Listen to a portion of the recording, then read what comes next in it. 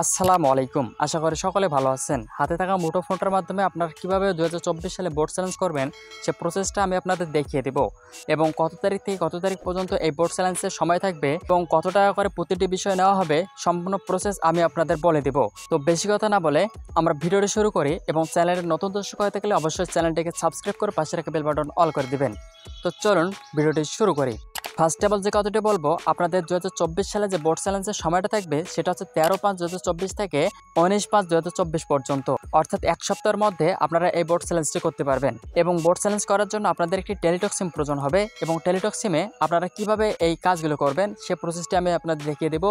এবং প্রতিটি বিষয়ে আপনারা এই বোর্ড চ্যালেঞ্জ করতে গেলে ১৫০ টাকা করে আপনাদের বোর্ড ফি দিতে হবে। সর্বমোটে ১৬০ টাকার মতো লোড দিতে হবে।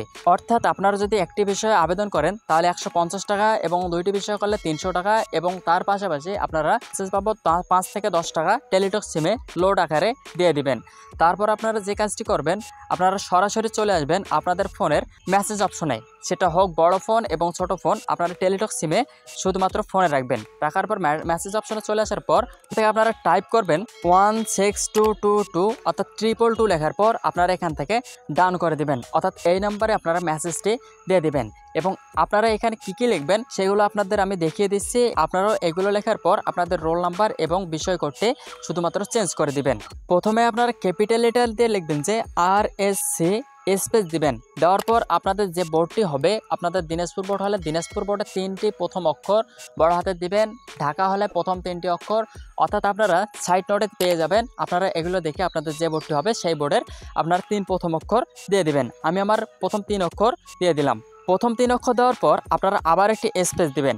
স্পেস দেওয়ার পর আপনারা আবার একটি এখানে আপনাদের রোল নাম্বারটি দিয়ে দিবেন। এখানে আমি আমার রোল নাম্বারটি দিয়ে দিচ্ছি। রোল নাম্বার দিয়ে দেওয়ার পর আবার আপনারা স্পেস দিবেন। দেওয়ার পর আপনারা যে বিষয়ে এই আবেদনটি করতে চাচ্ছেন সে বিষয়ের আপনার বিষয় কোডটি বসিয়ে দিবেন। ধরেন আপনারা যদি বাংলায় করতে চান তাহলে আপনারা ১০১ দিবেন এবং আপনারা যদি 2টি বিষয় করতে চান তাহলে শুধুমাত্র এখানে কমা দিবেন। দেওয়ার পর আরেকটি বিষয় যদি করতে চান যে ইংরেজির করবেন তাহলে ১০৭ দিবেন। দেওয়ার পর আপনারা সেন্ড করে দিবেন। সেন্ড করলে আপনাদের মাঝে একটি মেসেজ আসবে। এই মেসেজে আপনাদের একটা পিন থাকবে। এই পিনটি দিয়ে আবারও আপনার একটি মেসেজ পাঠাতে হবে। তার আগে এই মেসেজটি আমরা পাঠিয়ে দেই। এখান থেকে আমরা সেন্ড করে দিব, অর্থাৎ আমরা ছোট ফোন এবং বড় ফোন থেকে আমরা শুধুমাত্র সেন্ড করে দিব। দেওয়ার সঙ্গে সঙ্গে আমরা কিছুক্ষণ অপেক্ষা করব। অপেক্ষা করার পর আমাদের মাঝে একটি মেসেজ আসবে। মেসেজটি থেকে আমরা পিনটি বসিয়ে দিব। থেকে আপনারা দেখতে পাচ্ছেন sorry your SSC board examination, অর্থাৎ এখান থেকে আপনারা অন্য কোনো সিম দিয়ে দিলে কিন্তু এই রিকোয়েস্টে অ্যাকসেপ্ট হবে না। এখান থেকে দেওয়া আছে নিচে দেখতে পাচ্ছেন যে টেলিটক, আপনারা টেলিটক সিম দিয়ে দিবেন।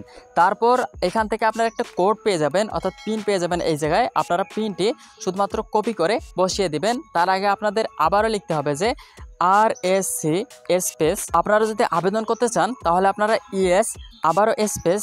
তারপর এখান থেকে আপনারা যে পিনটি আসবে এই পিনটি আপনারা 8 সংখ্যার হয়ে যাবে অথবা 6 সংখ্যার হবে। আপনারা সেই পিনটি এখানে বসিয়ে দিবেন। বসিয়ে দেওয়ার পর আবারও একটি স্পেস দিবেন।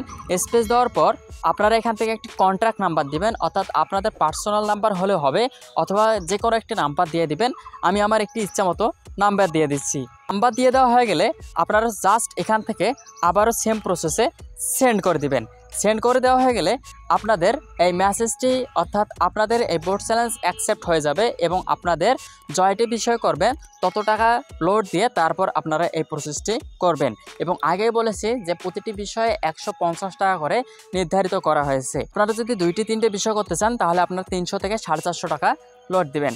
তো আশা করি আপনারা বুঝতে পারছেন যে কীভাবে বোর্ড চ্যালেঞ্জ করবেন। এবং আপনারা নেক্সট ডে যখন মেসেজটি দিবেন, দেওয়ার পর আপনাদের অটোমেটিকলি আরেকটি মেসেজ দেওয়া হবে।